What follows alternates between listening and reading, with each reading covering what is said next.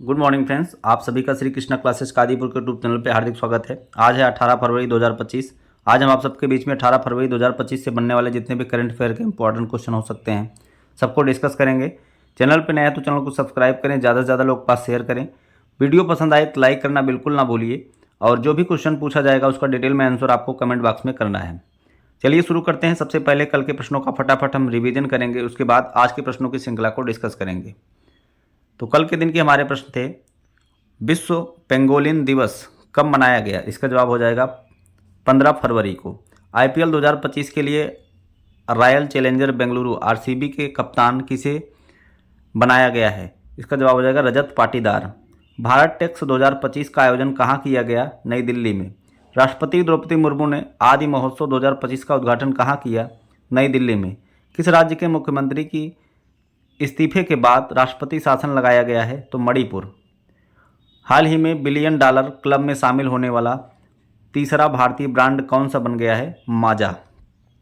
अगला क्वेश्चन है, स्पोर्टिको द्वारा जारी टॉप 100 भुगतान पाने वाले एथलीटों की सूची में कौन टॉप पर रहा? तो क्रिस्टियानो रोनाल्डो टॉप पर रहे। हाल ही में भारत रंग महोत्सव 2025 कहाँ आयोजित किया गया? नई दिल्ली में। दक्षिण चीन सागर में कौन सा देश पहले डीप वाटर स्पेस स्टेशन बनाने जा रहा है? इसका जवाब हो जाएगा चाइना। कौन सा देश चीन के चांग-ई 8 मिशन में शामिल हो गया है? पाकिस्तान। हाल ही में महिला प्रीमियम लीग WPL का तीसरा सीजन कहाँ शुरू हुआ? बड़ोदरा गुजरात से शुरू किया गया है इसको।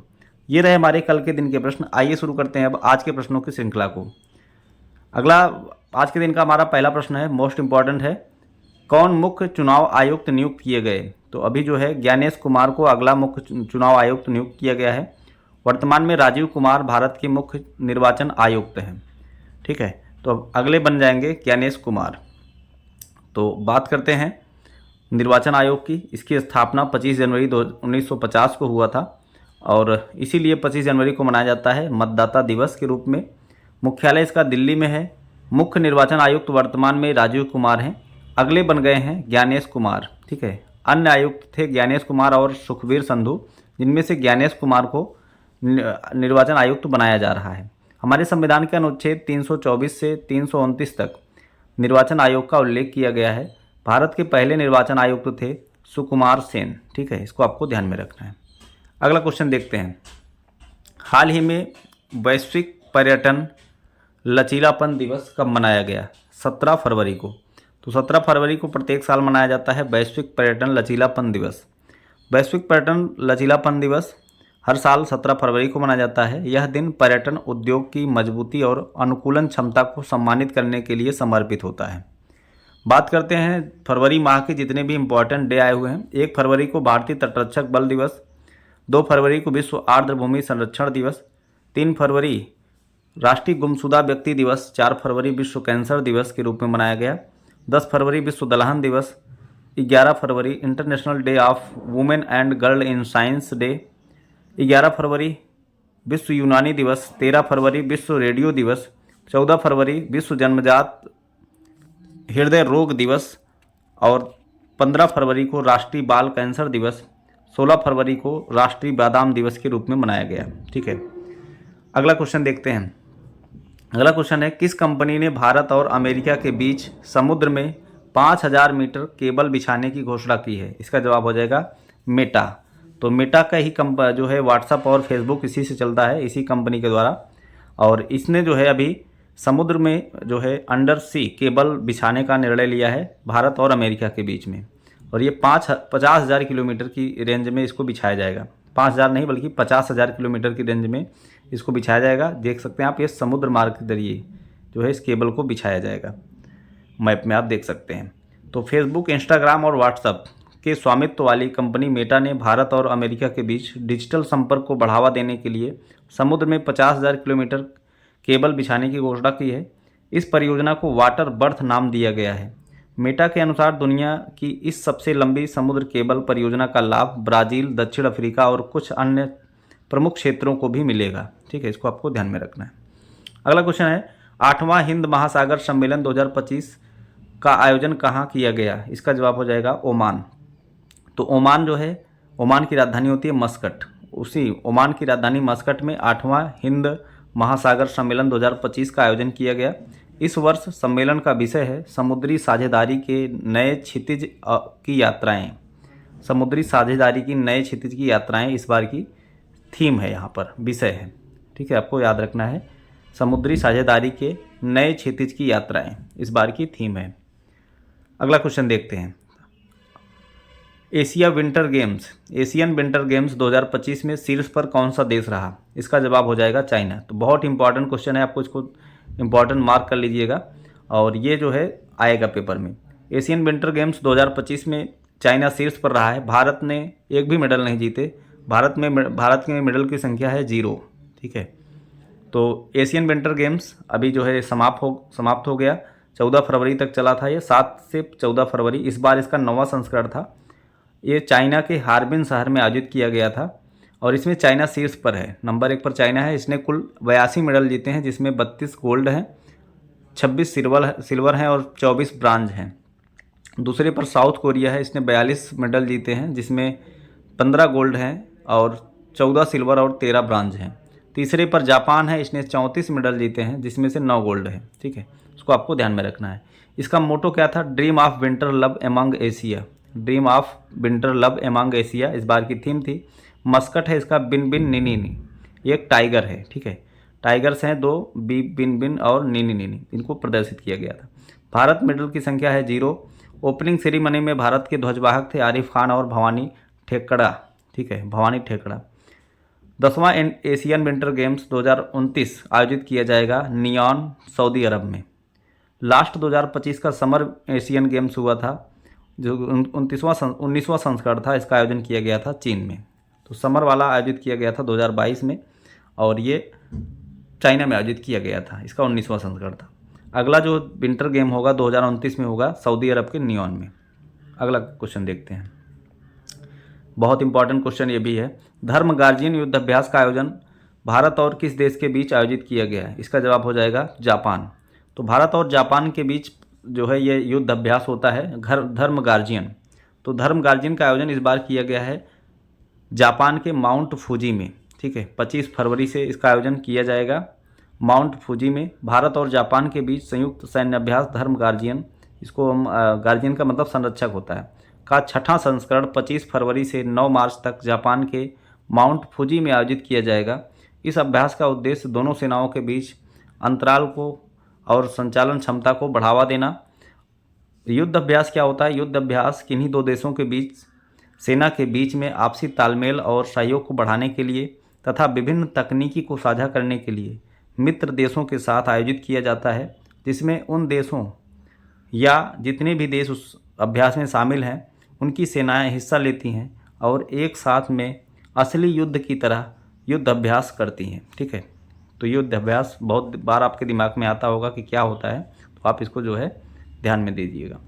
तो धर्म गार्जियन आप लोग कमेंट बॉक्स बताएंगे जिमेक्स नामक सैन्य अभ्यास भारत और किस देश के बीच में आयोजित किया जाता है? ठीक है, जिमेक्स नामक सैन्य अभ्यास। अब बात करते हैं जापान की। जापान की राजधानी है टोक्यो, या मुद्रा यहाँ की येन है। यहाँ के प्रधानमंत्री हैं शिमेरू इशिबा। और करंट अफेयर की बात की जाए तभी यहाँ पर शान तूफान आया था जो कि तबाही मचाया था। जापान भारत ने पहले ग्रीन अमोनियम निर्यात के लिए समझौता किया है और जापान में अभी भारत और जापान के बीच 2+2 वार्ता हुई थी दिल्ली में। विदेश मंत्री एस जयशंकर ने टोक्यो में महात्मा गांधी की प्रतिमा का अनावरण किया था। दुनिया का पहला 6G डिवाइस जापान ने लॉन्च किया था। नागालैंड के 25वें हार्निवल फेस्टिवल में जापान को भागीदार देश घोषित किया गया था। अगला क्वेश्चन है, हाल ही में जैकब किप्लिमो ने 57 मिनट में से कम समय में हाफ मैराथन पूरा करने का रिकॉर्ड बनाया है। यह किस देश के धावक बने हैं?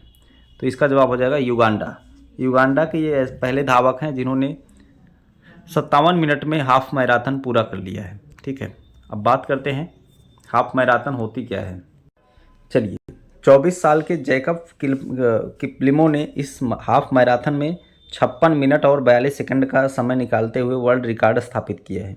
इन्होंने इथियोपिया के योमिक केजलका लचा का रिकॉर्ड तोड़ दिया है। योमिक ने 57 मिनट में और 30 सेकंड में समय लेते हुए यह कीर्तिमान स्थापित किया था और जिनका रिकॉर्ड इन्होंने तोड़ दिया है। अब मैराथन क्या होती है? मैराथन जो है 42.195 किलोमीटर की रेस होती है। जो हाफ मैराथन होती है यह 21.09 किलोमीटर की रेस होती है।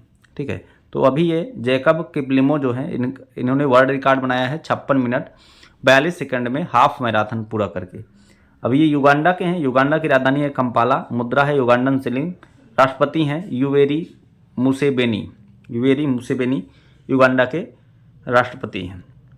अगला क्वेश्चन है, हाल ही में किस संगठन ने अंगदान करें जीवन बचाएं पहल की शुरुआत किया है? इसका जवाब हो जाएगा आईसीसी। तो अभी इंटरनेशनल क्रिकेट काउंसिल ने जो है आईसीसी चैंपियन ट्रॉफी के दौरान अंगदान करें जीवन बचाएं पहल की शुरुआत किया है।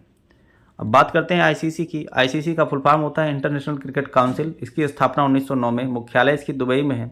अध्यक्ष जय शाह हैं और इसके सीईओ जियो फिलाडेस थे, जिन्होंने अभी हाल ही में इस्तीफा दे दिया है। Mains T20 ICC world cup विजेता है भारत और ICC women T20 world cup विजेता है न्यूजीलैंड करंट टाइम में। आईसीसी में अभी चैंपियन ट्रॉफी 2025 का ऑफिशियल सॉन्ग लॉन्च किया है जिसका नाम है जीतो बाजी खेल के। आईसीसी अंडर 19 महिला T20 विश्व कप का आयोजन जो है क्रिकेट विश्व कप का जो है भारत ने जीत लिया है अभी हाल ही में। तेज गेंदबाज अर्शदीप सिंह को ICC men's T20 cricketer of the year 2024 चुना गया। तेज गेंदबाज जसप्रीत बुमराह को 2024 के लिए ICC men's test cricketer of the year चुना गया है। ठीक है, इसको आपको ध्यान में रखना है। अगला क्वेश्चन है, वनडे अंतर्राष्ट्रीय में 6000 रन पूरा करने वाले सबसे तेज क्रिकेट खिलाड़ी कौन बने हैं? इसका जवाब हो जाएगा बाबर आजम। तो बाबर आजम जो कि पाकिस्तान के जो है बल्लेबाज हैं, इन्होंने वनडे में सबसे तेज 6000 रन बनाने वाला रिकॉर्ड जो है अपने नाम कर लिया है। इन्होंने 123 पारियों में यह उपलब्धि हासिल की। और रिकॉर्ड तो इन्होंने बराबरी किया है। 123 पारी में हाशिम आमला ने भी 6000 रन बनाए थे और बाबर आजम ने भी 6000 रन बनाए हैं। तो दक्षिण अफ्रीका के हाशिम आमला और पाकिस्तान के बाबर आजम, इन दोनों ने अपना रिकॉर्ड बराबर कर लिया है 123 पारियों में, जबकि विराट कोहली 136 पारियों में 6000 रन पूरा किए थे। ठीक है, इसको भी आपको ध्यान में रखना है। अगला क्वेश्चन है, मैसाचुसेट्स की गवर्नर मौरा हेली द्वारा किस भारतीय को गवर्नर प्रशस्ति पत्र से सम्मानित किया गया? तो नीता अंबानी को मैसाचुसेट्स की गवर्नर मौरा हेली द्वारा जो है सम्मानित किया गया है।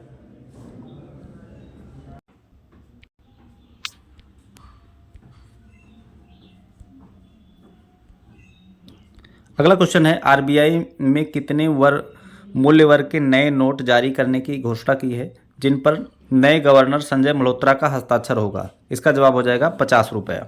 तो 50 रुपया का नया नोट भी जारी किया जाएगा। इस पर भारत के 26वें आरबीआई के गवर्नर संजय मल्होत्रा का सिग्नेचर होगा। इसमें बाकी कोई बदलाव नहीं किया जाएगा, सिर्फ और सिर्फ सिग्नेचर बदल जाएगा 50 रुपये की नोट पर। ठीक है, अगला क्वेश्चन अब देखते हैं आरबीआई के बारे में। आरबीआई का फुल फॉर्म होता है रिजर्व बैंक ऑफ इंडिया। इसकी स्थापना 1 अप्रैल 1935 को हुई थी। यंग हिल्टन आयोग की सिफारिश पर इसकी स्थापना की गई थी। राष्ट्रीयकरण 1 जनवरी 1949 को। पहले गवर्नर थे ओसबॉर्न स्मिथ। प्रथम भारतीय गवर्नर थे सीडी देशमुख। 25वें गवर्नर थे शक्तिकांत दास। 26वें गवर्नर थे संजय मल्होत्रा जो वर्तमान में है 26वें गवर्नर। इन्हीं का सिग्नेचर होगा 50 रुपये की नई नोट पर। अगला क्वेश्चन देखते हैं, हाल ही में पद्मश्री से सम्मानित सुकरी बोम्माज गौड़ा का निधन हो गया। इनका संबंध किस क्षेत्र से था? तो ये लोक गायिका थी। अभी इनका जो है निधन हो गया है। इनको पद्मश्री से सम्मानित किया गया था, सुकरी बोम्माज गौड़ा। ठीक है, आप देखते हैं करंट टाइम में जो निधन हुए हैं जल्दी में जो है अभी रिसेंटली जो भी निधन हुए हैं, श्याम बेलगन जो कि फिल्म निर्माता थे, इनका निधन हो गया। ओम प्रकाश चौटाला हरियाणा के पूर्व मुख्यमंत्री थे। तुलसी गौड़ा पर्यावरणविद थी। जाकिर हुसैन तबला वादक। पी वेणुगोपाल जो कि भारत के पहले हृदय प्रत्यारोपण करने वाले व्यक्ति थे। कनक राजू तेलंगाना के गुसादी लोक नर्तक थे और राजगोंड जनजाति से ताल्लुकात रखते थे। शारदा सिन्हा बिहार कोकिला के नाम से मशहूर थी और प्रसिद्ध लोक गायिका थी। विवेक देवराय प्रधानमंत्री पीएम के आर्थिक सलाहकार के रूप में ये काम किए थे और ये इनका निधन हो गया। के.एस. पुट्टास्वामी निजता का अधिकार के मामले में महत्वपूर्ण भूमिका निभाए थे। गणेश जो कि तमिल फिल्म अभिनेता थे। रोहित बल फैशन डिजाइनर। रतन टाटा उद्योगपति थे और टाटा सन्स के प्रमुख थे। सीताराम येचुरी राजनीतिज्ञ व्यक्ति थे। और यामिनी कृष्णमूर्ति भरतनाट्यम और कुचिपुड़ी की नृत्यांगना थी। और कनक राजू जिन्हों अभी जो गुसाडी डांस के मास्टर थे, अभी इनका निधन हो गया है। इतने करंट में आप निधन हुए हैं, इनको आपको ध्यान में रखना है। बस आज के दिन के प्रश्नों की श्रृंखला यहीं पर समाप्त होती है। आपको वीडियो कैसा लगा कमेंट बॉक्स में जरूर बताएंगे। चैनल पर नया तो चैनल को सब्सक्राइब करें, ज़्यादा से ज़्यादा लोग के पास शेयर करें। मिलते हैं नेक्स्ट वीडियो में। Thanks for watching.